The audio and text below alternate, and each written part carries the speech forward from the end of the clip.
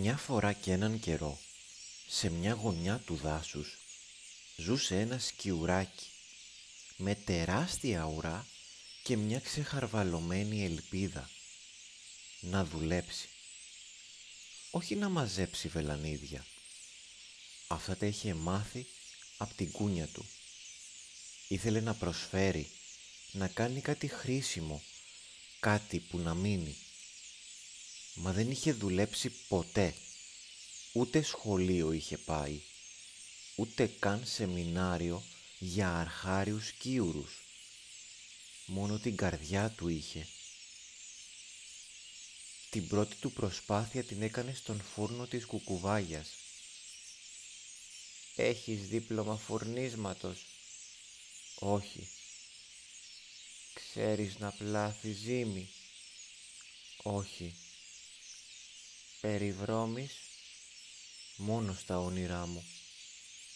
Η κουκουβάγια έσφιξε τα φρύδια της και τον έστειλε πίσω στο δάσος.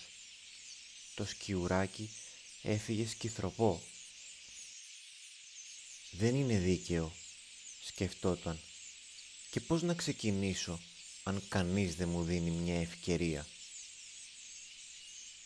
Τη δεύτερη μέρα έβαλε τα καλά του, ένα στραβό παπηγιόν, ένα καπέλο του παππού του Ασβού και ένα βλέμμα που έλεγε «Είμαι έτοιμος». Πήγε στον κάστορα και άρχισε να ραδιάζει ψέματα.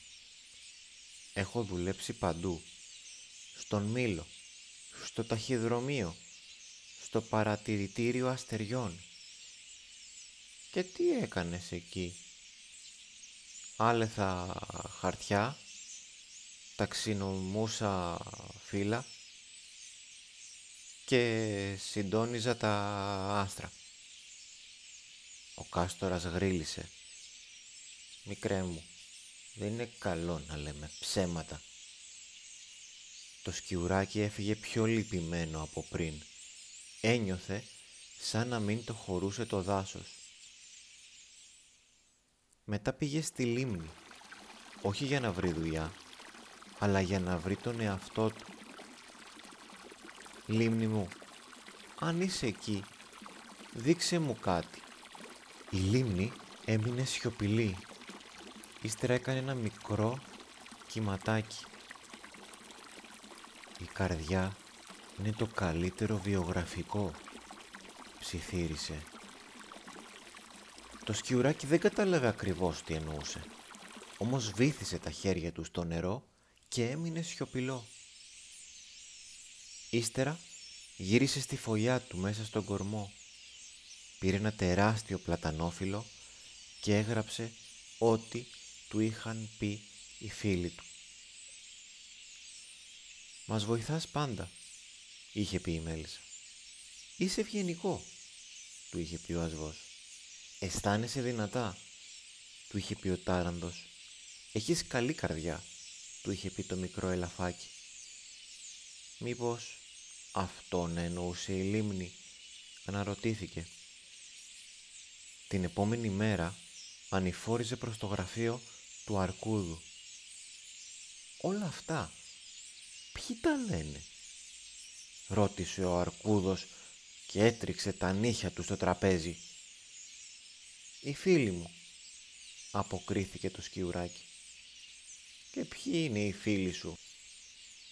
«Η Μέλισσα, ο Ασβός, ο Τάρανδος και ο ξαδελφός του το ελαφάκι». «Λυπάμαι. Οι φίλοι σου δεν είναι σπουδαίοι». «Μα είναι οι πιο σπουδαίοι στον κόσμο». «Δεν τους ξέρω». «Μάλλον δεν σου αρκεί η καρδιά μου», είπε το σκιουράκι και έφυγε με κατεβασμένο το κεφάλι για ακόμη μια φορά. Στο δρόμο της επιστροφής σκεφτόταν να τα παρατήσει. Μα ο εύκολος δρόμος ποτέ δεν έχει ενδιαφέρον. «Είναι πολύ όμορφο να βλέπεις μέσα από την επιφάνεια», του είχε πει κάποτε η λίμνη. Καθώς περπατούσε, αντίκρισε μερικές ανθισμένες κερασιές. Έκοψε μερικούς καρπούς, χωρίς να ξέρει τι ακριβώς θα τους κάνει.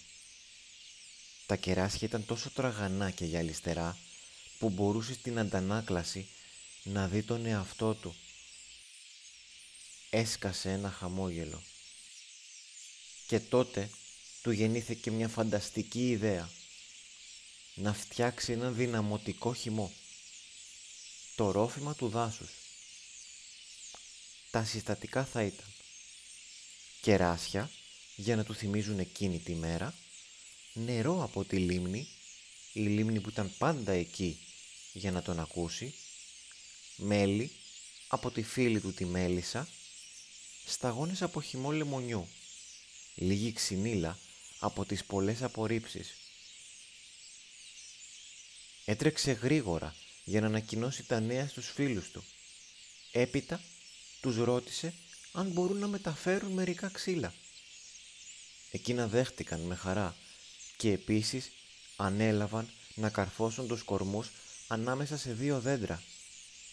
Το μικρό μαγαζάκι ήταν σχεδόν έτοιμο. Χωρίς τη βοήθειά τους δεν θα είχε στήσει ούτε κλωναράκι. Το μόνο που έλειπε τώρα ήταν η ταμπέλα. Ο χυμός της καρδιάς. Για φίλους και περαστικούς. Βασικά υπήρχε ακόμη ένα πρόβλημα. Ποια θα ήταν η συνταγή? Στην αρχή ήταν πιο νερωμένος και από τα νερά της λίμνης.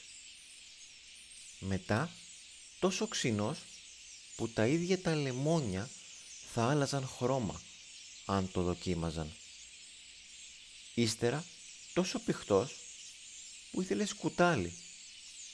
Μα στο τέλος, μετά από δοκιμές και τις γνώμες των φίλων του, έφτιαξε κάτι που ήταν μαγικό. Με μια γουλιά κέλαμπε η καρδιά σου. Με 2 ήθελες να αγκαλιάσεις όλο το δάσος. Τις πρώτες μέρες δεν ήρθε ούτε ζαλισμένο κουνούπι να δοκιμάσει.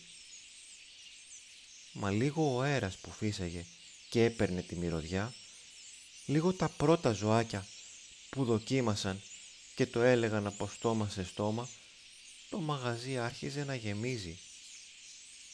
Και τότε ήρθαν όλα τα ζώα να ξεδιψάσουν και να συζητήσουν. Μάλιστα η επιχείρηση είχε και διανομή για τα ζωάκια που κολυμπούσαν στη λίμνη.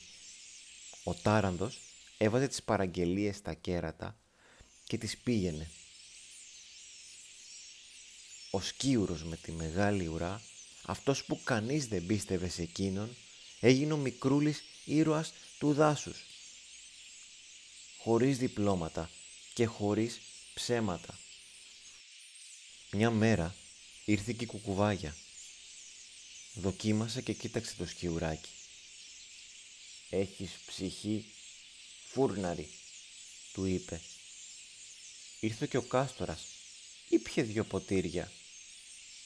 «Χωρίς ψέματα, αυτό είναι καλύτερο και από φρέσκα πριονίδια». Και ήρθε και ο Αρκούδος. Το Σκιουράκι του σέρβιρε ένα ποτήρι ειδικά στα μέτρα του. Ο Αρκούδος τραβοκατάπιε από την υπέροχη γεύση και είπε: «Εσύ και οι φίλοι σου είστε σπουδαίοι». Το Σκιουράκι χαμογέλασε. Δεν του κράτησε κακία. Χαιρόταν που κατάφερε να φέρει τα ζώα του δάσους πιο κοντά και να κάνει την καρδούλα του να ψηλώσει λίγο παραπάνω. Η λίμνη, λίγο πιο πέρα, έκανε ένα μικρό κυματάκι, σαν να του έκλεινε το μάτι.